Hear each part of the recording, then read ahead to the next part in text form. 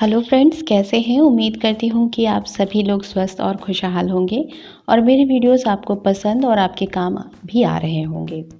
Last video के अनुसार इस वीडियो में हम ऑब्जर्वेशन मेथड के टाइप्स की बात करेंगे। तो चलिए स्टार्ट करते हैं अपना ये वीडियो। ऑब्जर्वेशन मेथड या निरीक्षण विधि के बेसिकली 3 मेन टाइप्स होते हैं। पहला है अनकंट्रोल्ड ऑब्जर्वेशन मेथड या अनियंत्रित निरीक्षण विधि। दूसरा है कंट्रोल्ड ऑब्जर्वेशन मेथड या नियंत्रित निरीक्षण विधि। तीसरा है मास ऑब्जर्वेशन मेथड, इसे सामूहिक निरीक्षण विधि भी कहते हैं। अनकंट्रोल्ड ऑब्जर्वेशन मेथड जो कि अनियंत्रित निरीक्षण विधि है, इसके सब टाइप्स हैं।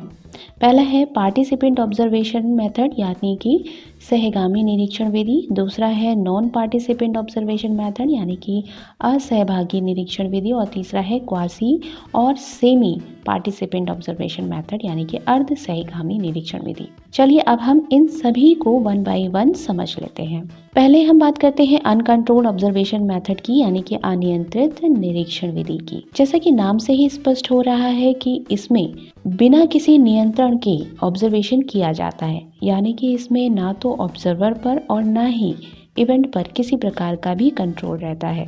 इसे एक नेचुरल कंडीशन में किया जाता है, इसीलिए इसे साइंटिफिक नहीं माना जाता, परंतु इसके रिजल्ट्स बहुत ही ज़्यादा रिलायबल होते हैं क्योंकि यूनिवर्स में ऐसी बहुत सी चीज़ें हैं जिनकी डिस्कवरी अनकंट्रोल्ड ऑब्जर्वेशन मेथड के थ्रू ही हुई है। जैसे रेडियम की खोज जब मैडम क्यूरी ने की थी तो वो अनकंट्रोल्ड कंडीशन में ही हुई थी। इसी तरह एक्सरे की खोज जब की गई थी तो भी वो अनकंट्रोल्ड कंडीशन में ऑब्जर्वेशन के थ्रू ही हुई थी। इसी बात को सपोर्ट करते हुए गुडे और हैक ने 1952 में कहा था कि अधिकांशतः जो लोग हैं और उनके सोशल रिलेशंस हैं, उनकी जानकारी हमें अनकंट्रोल्ड ऑब्जर्वेशन के थ्रू ही प्राप्त होती है। अनकंट्रोल्ड ऑब्जर्वेशन मेथड यानी कि अनियंत्रित निरीक्षण विधि के 3 मेन सब टाइप्स हैं। इसमें सबसे पहले आता है पार्टिसिपेंट ऑब्जर्वेशन मेथड, इसे सहगामी निरीक्षण विधि भी कहते हैं। इस विधि में ऑब्जर्वर या रिसर्चर जिस किसी भी लोकेलिटी, ग्रुप, कम्युनिटी और ऑर्गेनाइजेशन पर स्टडी करना चाहता है वह उसका एक मेंबर बन जाता है और वहाँ पर होने वाली सारी इंटरैक्शंस और एक्टिविटी पर ध्यान देता है और उनमें पार्टिसिपेट करके वहाँ होने वाले जो भी फैक्ट्स हैं उनको ऑब्जर्व करके उनको नोट करता जाता है। पार्टिसिपेंट ऑब्जर्वेशन मेथड को करते समय ऑब्जर्वर को कुछ बातों को ध्यान में हमेशा रखना चाहिए। जैसे ऑब्जर्वेशन अगर वो कर रहा है तो उसके लिए वो वीडियो कैमरा, टेप रिकॉर्डर या किसी और भी स्टिमुलस का यूज़ कर सकता है, पर उसे इस बात का विशेष ध्यान रखना पड़ता है इसे यूज़ करते समय कि रिस्पोंडेंट जो हैं उनको बिल्कुल भी ये पता ना चले कि उनके ऊपर कोई ऑब्जर्वेशन किया जा रहा है या किसी स्टिमुलस या किसी एपरेटस के थ्रू किया जा रहा है। इसीलिए इन सभी एपरेटस को जिसको भी वो ऑब्जर्वर यूज़ कर रहा है उसे कहीं छिपा कर फिट कर देना चाहिए। उसके बाद जब वो लोग वहाँ से चले जाएं तब इसको निकाल के इसके जो भी डेटा या रिस्पॉन्सेज आए हैं उनको अपने जो रिकॉर्ड फाइल है उसमें रिकॉर्ड करना चाहिए। अगर मान लेते हैं बाई चांस कभी उसको यूज़ भी करना पड़ जाए उनके सामने भी, तो उसे इन एपरेटर्स को इस तरह से लॉजिकली पेश करना चाहिए ताकि कम्युनिटी या जो भी ग्रुप है जिसका स्टडी किया जा रहा है वो इसे एक्सेप्ट कर ले। जैसे वो ये भी कह सकता है कि वो कुछ दिनों के लिए आया है, अतः उन लोगों की जो मेमोरीज़ है उनको ध्यान में रखना चाहता है, उनके कुछ रिचुअल्स को सीखना चाहता है, उनको जब वो वहाँ से चला जाएगा तो उसे कैसे याद आएगा, तो वो इसलिए रिकॉर्डिंग कर रहा है। या उन लोगों से वो बहुत ज़्यादा अटैच्ड हो गया है इसलिए वो उनकी रिकॉर्डिंग करना चाहता है। इस तरह से वो उनको कह सकता है और उनके ऑब्जर्वेशन को नोट कर सकता है। इस प्रकार के मेथड में दूसरी इंपॉर्टेंट बात ये आती है कि जो ऑब्जर्वर है उसको अपनी पहचान छिपानी पड़ती है ताकि रिस्पॉन्सेज जो हैं वो नेचुरली मिल जाए और उसमें किसी प्रकार की भी आर्टिफिशियलिटी ना आए। क्योंकि अगर जो रिस्पोंडेंट होते हैं उनको पता चलता है कि उनके ऊपर कोई ऑब्जर्वेशन किया जा रहा है तो वो रियल रिस्पॉन्सेस नहीं देते, और अगर बाई चांस जो ऑब्जर्वर है उसकी आइडेंटिटी ऑब्जर्वेशन के दौरान या बीच में ही पता चल जाती है तो वो लोग ऑब्जर्वर को अपने ग्रुप से निकाल भी सकते हैं और उसके साथ दुर्व्यवहार भी कर सकते हैं। और दूसरा असर ये भी होता है कि वो रियल रिस्पॉन्सेस भी नहीं देंगे। इसलिए इस बात का बहुत ध्यान में रखना पड़ता है कि ऑब्जर्वर की जो आइडेंटिटी है पूरे ऑब्जर्वेशन के टाइम पे छिपी रहे, किसी को भी पता ना चले। तीसरी इंपॉर्टेंट बात यहाँ पे ये आ जाती है कि इस प्रकार का जो मेथड होता है उसमें ऑब्जर्वर को बहुत ही मृदुभाषी होना चाहिए और व्यवहार कुशल होना चाहिए, ताकि वो जो ग्रुप है जिसकी वो स्टडी करने जा रहा है या कम्युनिटी है वहाँ पे आसानी से घुल मिल जाए, ताकि वहाँ पे जो भी बंदे हैं उनको किसी प्रकार का शक ना हो कि कोई बाहरी वहाँ पे आके मिला है। इसके साथ भी अगर बाई चांस कोई प्रॉब्लम आ जाती है तो ऑब्जर्वर वहाँ पे अपने बिहेवियर स्किल्स के कारण उस प्रॉब्लम्स को बिना किसी जोखिम के सॉल्व कर सके। फॉर एग्जांपल, यदि किसी कम्युनिटी या सोसाइटी की अगर वो स्टडी कर रहा है तो वहाँ के कुछ रिचुअल्स ऐसे होते हैं जो वो नहीं जानता है अगर, और उसको किसी प्रकार से उसके रूल्स एंड रेगुलेशंस वो तोड़ देता है, तो यहाँ पे अपनी व्यवहार कुशलता और मृदुभाषी होने के कारण उस चीज़ को वो हैंडल कर सकता है, अन्यथा उसको मेंबरशिप खोनी पड़ सकती है। इसलिए ऑब्जर्वर को थोड़ा सा होमवर्क करके पहले से आना चाहिए कि ऐसी कौन सी बातें हैं जो वहाँ की कम्युनिटी या सोसाइटी में मान्य नहीं है, जिसका कि वो बिल्कुल ध्यान रखते हुए उनके ऊपर ऑब्जर्वेशन कर सके। फोर्थ इंपॉर्टेंट बात ये आती है कि इसमें जो ऑब्जर्वर होता है उसे इस बात का ध्यान रखना चाहिए कि वो जिस भी सोसाइटी या ग्रुप का वो स्टडी करने जा रहा है तो वो उसको एक स्टडी की तरह ले, उसमें उनके लोगों के साथ इतना घुल मिल ना जाए कि उनके रिस्पॉन्सेस को नोट करने में वो सब्जेक्टिविटी दिखाने लगे या बायसनेस हो जाए। इससे रिजल्ट्स पर काफ़ी असर पड़ता है। तो ये था पार्टिसिपेंट ऑब्जर्वेशन मेथड और उसमें ध्यान रखने वाली कुछ इंपॉर्टेंट बातें। अब इसके मेरिट और डीमेरिट को भी हम लोग जान लेते हैं। मेरिट में अगर बात करें तो हम ये देखते हैं कि इस मेथड के थ्रू, जिसमें सहभागी ऑब्जर्वेशन जो मेथड है, इसमें स्टडी डायरेक्टली पॉसिबल होती है, क्योंकि रिसर्चर जो होता है वो जिस किसी भी ग्रुप या कम्युनिटी या ऑर्गेनाइजेशन का अध्ययन करना चाहता है वहाँ की मेंबरशिप वो ज्वाइन कर लेता है और मेंबर बन जाता है। इससे क्या होता है कि वहाँ पे जो भी एक्टिविटीज़ होती हैं वो उसमें पार्टिसिपेट करता है और चीज़ों को बेहतर तरीके से समझ पाता है, जिससे कि डायरेक्टली स्टडी संभव हो जाती है। सेकंड इसकी मेरिट ये है कि इसमें जो बिहेवियर मापा जाता है वो एक्चुअल बिहेवियर को मापा जा सकता है, क्योंकि इसमें वो मेंबर बन चुका है तो वहाँ के जो दूसरे अन्य सदस्य हैं उनके रियल बिहेवियर्स को जान पाएगा और साथ ही साथ कुछ सीक्रेट्स का भी इसमें पता चल जाता है। नेक्स्ट की बात करें तो इसमें ऑब्जर्वेशन बहुत ही आसान हो जाता है, क्योंकि मेंबर होने के कारण वो वहाँ के लोगों के साथ घुल मिल जाता है, तो वो आसानी से उनका ऑब्जर्वेशन कर सकता है, चाहे वो माइनर हो चाहे वो मेजर हो। नेक्स्ट मेरिट में आता है कि काफ़ी लंबे समय तक इसमें ये ऑब्जर्वेशन होता है, तो मेंबरशिप होने के कारण वो पर्टिकुलर बिहेवियर जिसका वो अध्ययन करना चाह रहा है उसमें लॉजिक और जो उसका डिस्क्रिप्टिव इंफॉर्मेशन है उसको ऑब्जर्वर को प्राप्त हो जाती है। फॉर एग्जांपल, यदि कोई रिचुअल किया जा रहा है तो उसके पीछे किए जाने की वजह पता हो जाती है। नेक्स्ट और लास्ट इसकी मेरिट है कि इसमें जो भी ऑब्जर्व किया जा रहा है बिहेवियर, अगर मान लेते हैं कि कोई दूसरे वैज्ञानिक या फिलोसफर या किसी भी बंदे के थ्रू इसको रिजेक्ट किया जाता है तो उसी कम्युनिटी ऑब्जर्वेशन को दोबारा से उसको रिपीट करके देखा जा सकता है कि हाँ वाकई में वो ऐसे बिहेवियर करते हैं या नहीं। तो इस तरह से जो भी बिहेवियर जो पहले मेजर किया गया था उसमें रिपीटिशंस की पॉसिबिलिटी होती है, इसके थ्रू हम जो भी बिहेवियर उस रिचुअल्स में या उस कम्युनिटी में किए जा रहे हैं उसके बारे में श्योरिटी हो जाते हैं कि हाँ वो ऐसा किया जाता है। अब आती है बात